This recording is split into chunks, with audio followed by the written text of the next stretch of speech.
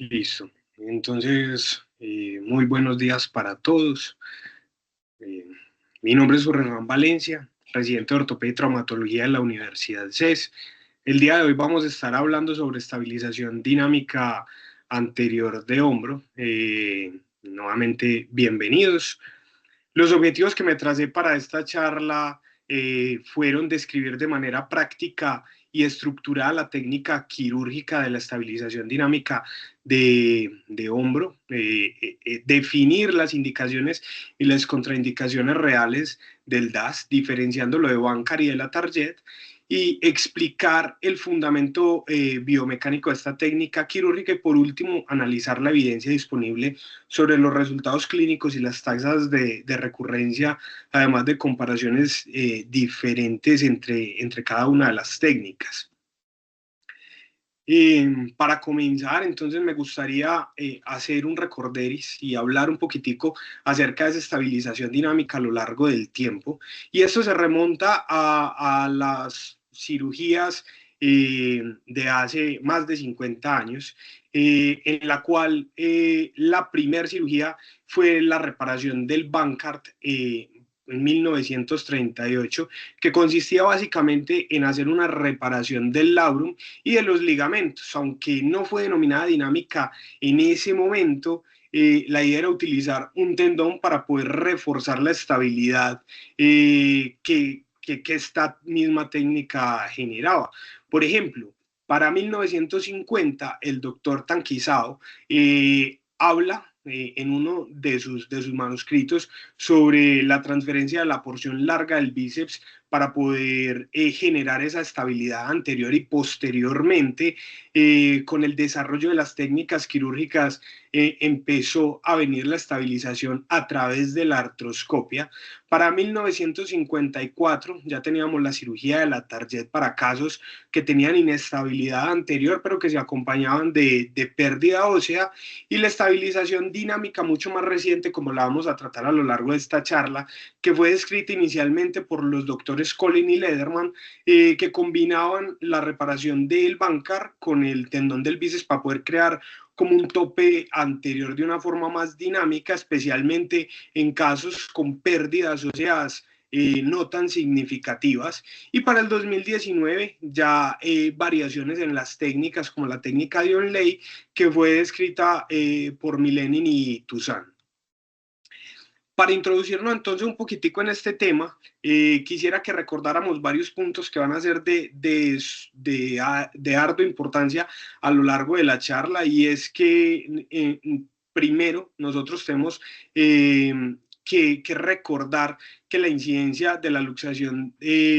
anterior de hombro está en aproximadamente 23.1 a 24 pacientes por cada 100.000 habitantes año, y que la recurrencia en los primeros 12 meses puede estar en 1 de cada 5. Esos pacientes no todos van a generar inestabilidad, pero principalmente en los pacientes jóvenes hasta en un 40% se podría presentar estos casos de inestabilidad. Y aquí es muy importante entonces que nosotros cuando hablamos de inestabilidad sepamos que podemos ofrecerle a un paciente tanto un tratamiento quirúrgico como el no quirúrgico, y que el no quirúrgico está mucho más acompañado de ese riesgo de fracaso en la población general hasta en un 39%. Por lo tanto, el tratamiento quirúrgico sigue siendo uno de los pilares fundamentales en el manejo de este tipo de pacientes, especialmente en pacientes de alto riesgo. ¿Que cuáles son? Pacientes que tuvieron un primer episodio de luxación a una edad temprana, a los pacientes jóvenes que presentan algún grado de hiperlaxitud, o que esa presentación de luxación se acompañó de la fractura de la tuberosidad mayor. Ya que la cirugía entonces viene a ser uno de los pilares fundamentales o la mejor opción de tratamiento para estos pacientes, dentro de las opciones quirúrgicas vamos a encontrar muchas técnicas. Históricamente tenemos descrito entonces la reparación de Bankart, el remplissage, el Latarjet, por mencionar algunos. Ya sabemos que la reparación de Bankart es usada frecuentemente cuando tenemos una inestabilidad anterior de hombro, pero que se acompaña de una pérdida ósea inferior al 20% y se asocia con resultados clínicos satisfactorios. Pero, de forma aislada presenta también una alta tasa de recurrencia, principalmente en esos pacientes de alto riesgo y que podría ser hasta el 67% en aquellos pacientes que tienen una pérdida ósea glenoidea eh, entre el 15 y el 20%, y por consiguiente se suelen utilizar otro tipo de técnicas de forma coadyuvante como la técnica del remplissage, pero esta también tiene unas complicaciones y es que aumenta la rigidez del hombro, se puede acompañar de dolor posoperatorio y falla en la cicatrización de la reinserción del tendón. También tenemos otra técnica que es la técnica de la target que se suele utilizar cuando las pérdidas son mayores al 20%, pero que tiene varias dificultades, principalmente de comorbilidades subsecuentes como lesiones neurovasculares, la no unión, la falla o el rechazo al material y la complejidad pues, que acarrea la misma técnica quirúrgica. Después entonces de haber dejado claro todo esto de lo de las técnicas y de lo de las inestabilidades, entonces entremos en materia, hablemos un poquitico de qué es el DAS. Estamos hablando de una estabilización dinámica anterior, una técnica que entre comillas es novedosa, donde se usan estructuras musculoesqueléticas móviles para tratar de dar una contención anterior de forma dinámica, proporcionándole un efecto de hamaca o tope o de cabestrillo a esas fuerzas anteriores que van a tratar de luxar o de subluxarnos el hombro en esta misma dirección. Se usa entonces para complementar esa reparación de Bankart de la que ya hablamos, cerrando esa brecha de los procedimientos de tejidos blandos y óseos que hablábamos, que había como una zona gris entre ellos,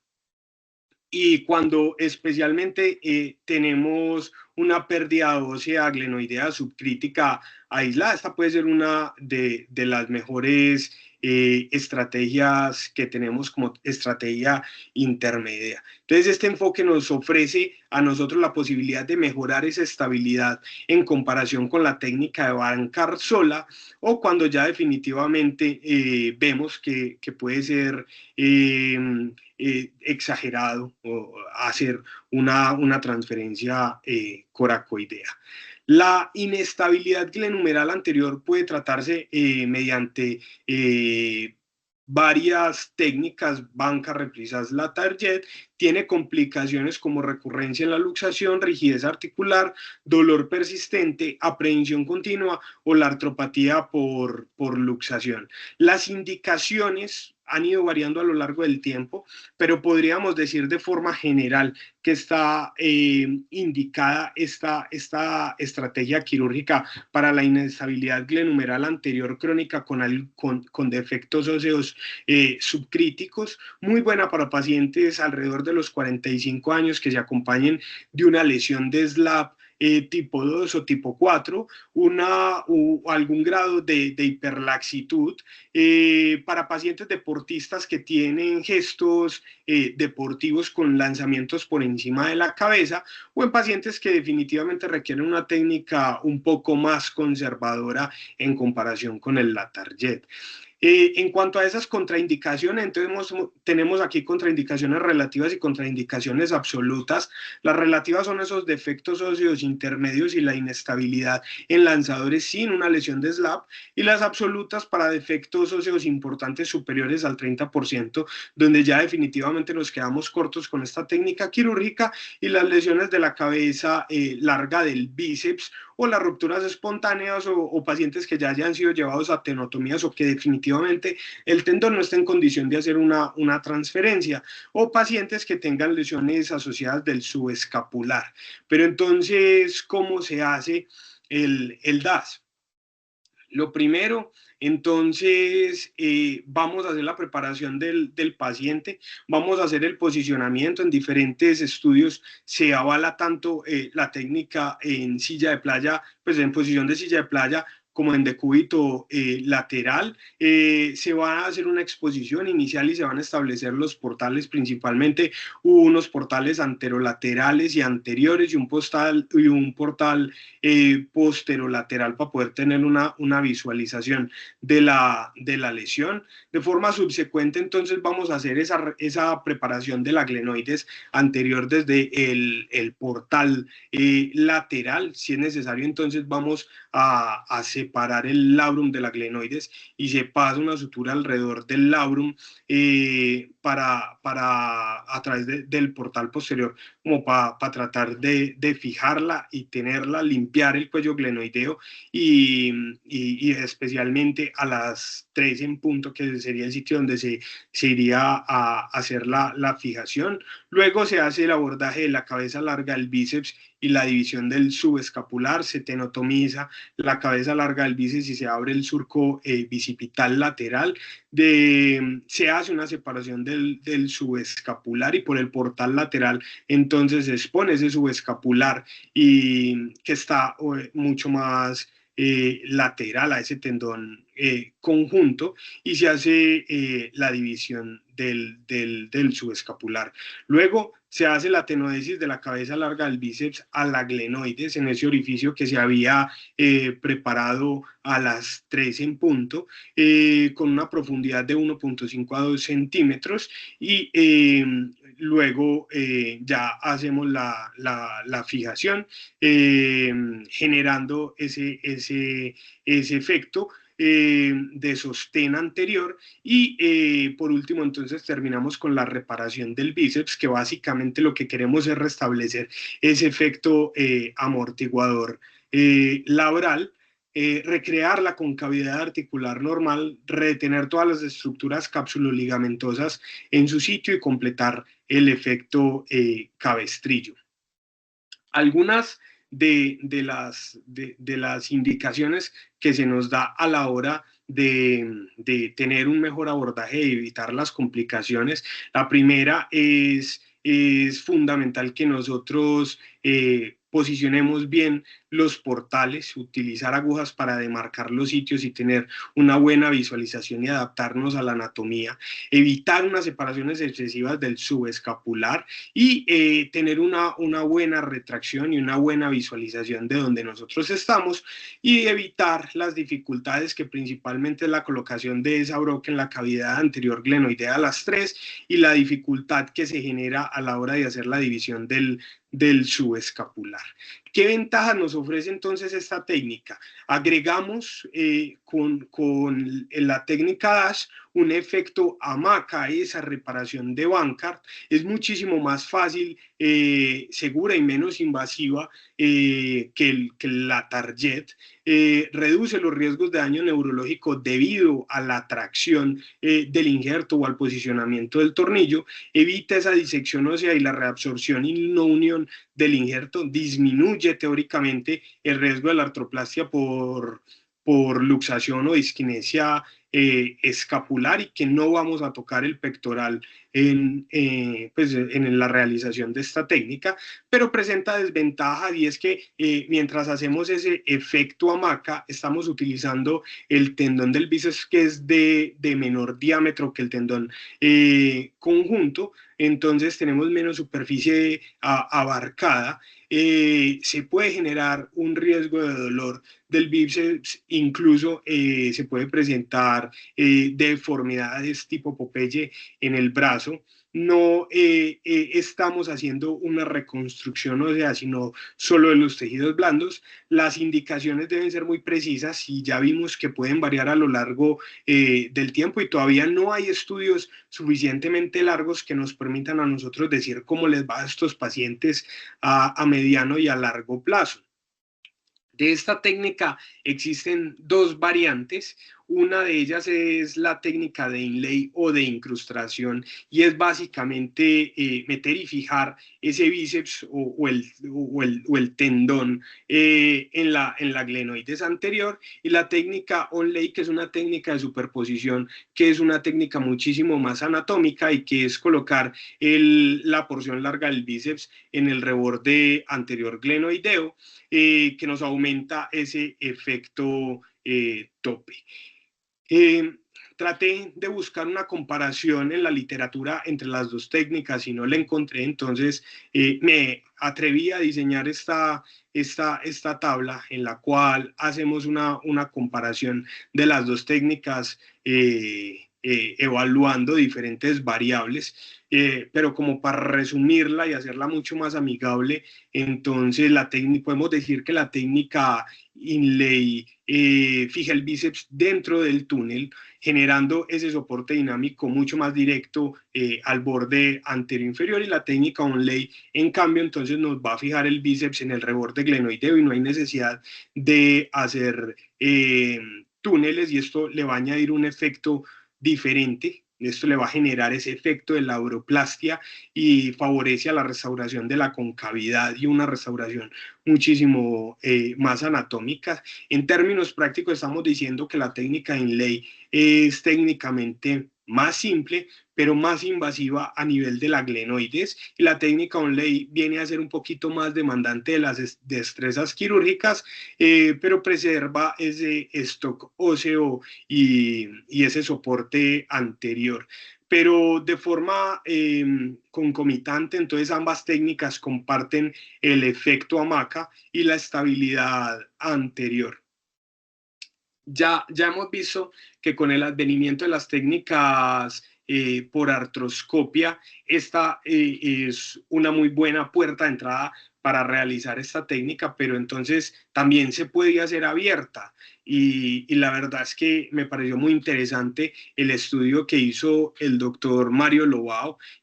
donde en este artículo él trata de mostrar cómo se desarrolla el paso a paso de una técnica DASH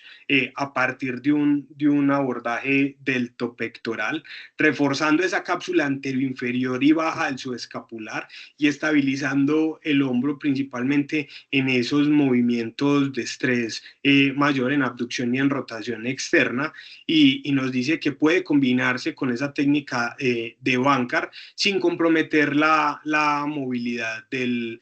hombro y de nuestros pacientes en el posoperatorio. ¿Cómo funcionan estas técnicas quirúrgicas de forma biomecánica? Encontré dos estudios. El primero es el estudio hecho por el doctor Julián Mel, que fue diseñado precisamente pues como para poder comparar 24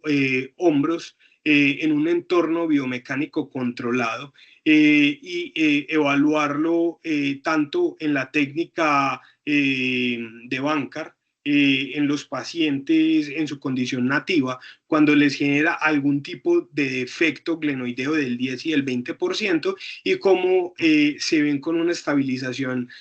anterior dinámica. Él recrea los tres modelos en cada uno de los hombros, es decir, que cada hombro va a pasar por los tres estadios.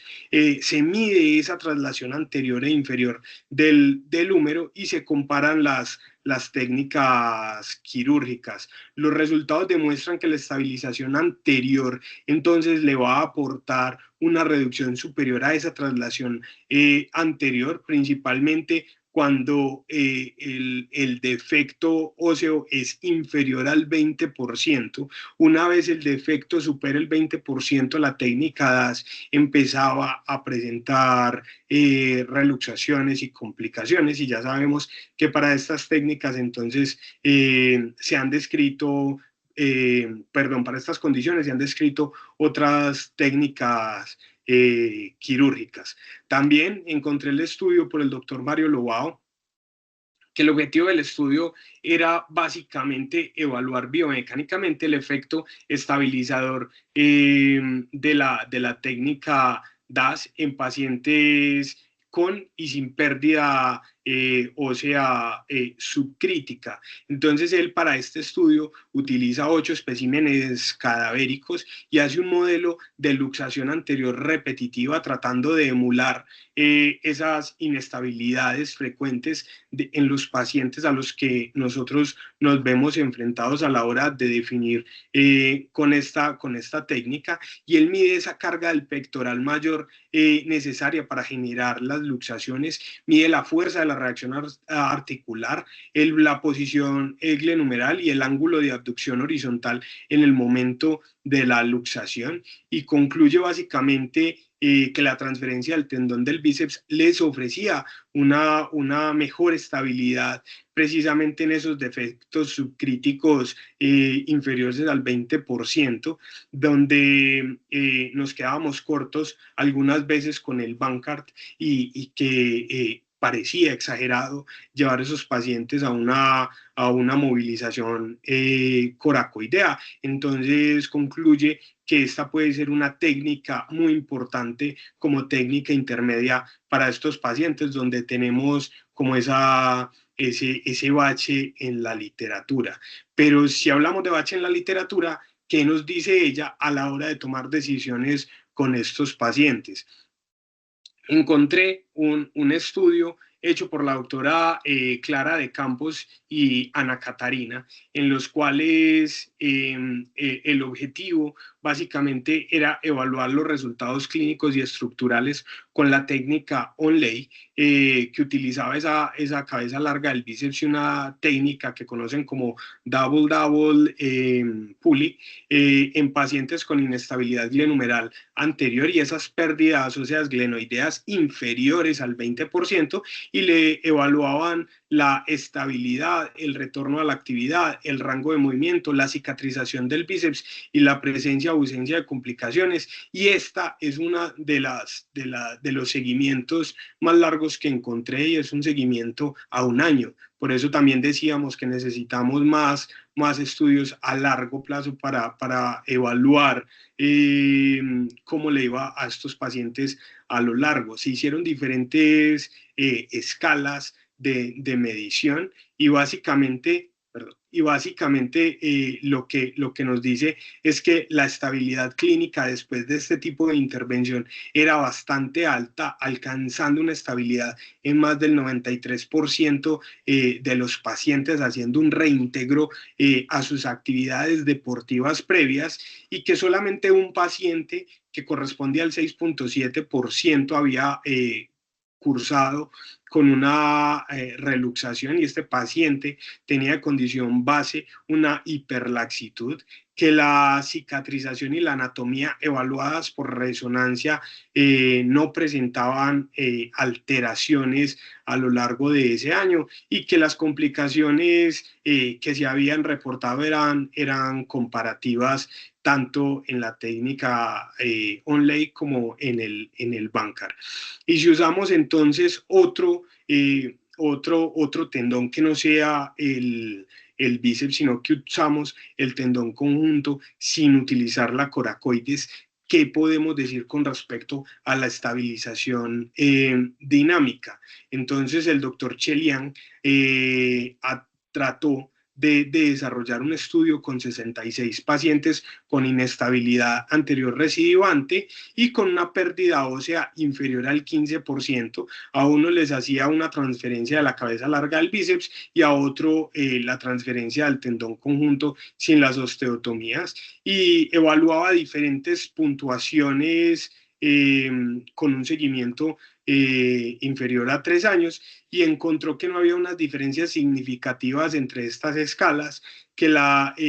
cabeza del bíceps presentaba un retorno a sus actividades deportivas del 90% y del tendón conjunto del 86%, y a la hora de comparar estos resultados no había diferencias estadísticamente significativas. El retorno a ese nivel previo antes de los eventos de luxación también eran comparables entre los dos, que la recurrencia de luxación o inestabilidad era muy baja y que las complicaciones eran escasas. O sea que los resultados eran muy similares entre ambas técnicas. Y por último, entonces, quise traer este estudio hecho por el doctor Neil Jane, que me pareció muy interesante. Esto es una revisión sistemática en pacientes con inestabilidad anterior de hombro, a los cuales se llevaron a la técnica DAS, además de la reparación Bankart para mejorar los resultados en pacientes que tenían una pérdida ósea subcrítica y ellos hicieron búsqueda de la literatura en diferentes bases de datos, encontraron 4 estudios que cumplían con sus criterios de inclusión en los cuales la totalidad de los estudios tenían 90 pacientes en edades entre los 24 y los 31 años y se evaluaron diferentes escalas funcionales, entre ellas Rowe, que mostraba una mejoría a lo largo de la realización de las técnicas quirúrgicas de estabilización anterior y también nos hablaba sobre cómo era el rango de movimiento en estos pacientes después de las intervenciones en flexión, en abducción y en rotación interna y externa, y se veía que no había una alteración significativa con respecto a las otras técnicas quirúrgicas, que la estabilidad y la recurrencia era muy estable, poco recurrente de la inestabilidad, un 4.4%, y de esos 4 pacientes que presentaban inestabilidad, solamente 2 requirieron ser llevados a una revisión tipo la Target, y que el retorno a su actividad deportiva era muy alto, entre el 90 y el 100%, que podían retornar a sus actividades, y casi un 80% al nivel deportivo previo a presentar este tipo de lesiones. Para concluir entonces, quiero decir que la estabilización anterior dinámica aporta una estabilidad superior al Bankart aislado en defectos óseos subcríticos. Las variantes Onley-Ley son válidas, no hay estudios en los cuales se comparen las dos técnicas, pero la técnica Onley es mucho más utilizada y tiene una mejor evidencia clínica disponible. Las técnicas dinámicas mantienen el rango de movimiento evitando la rigidez y preservando esa rotación externa, principalmente importante para los deportistas. Las tasas de recurrencia son bajas y comparables entre variantes con cabeza larga del bíceps y el tendón conjunto, y la estabilización anterior dinámica nos llena ese vacío que nosotros teníamos a la hora de ofrecer tratamientos terapéuticos entre Bankart y la Target en esos pacientes con defectos glenoideos subcríticos. Muchísimas gracias.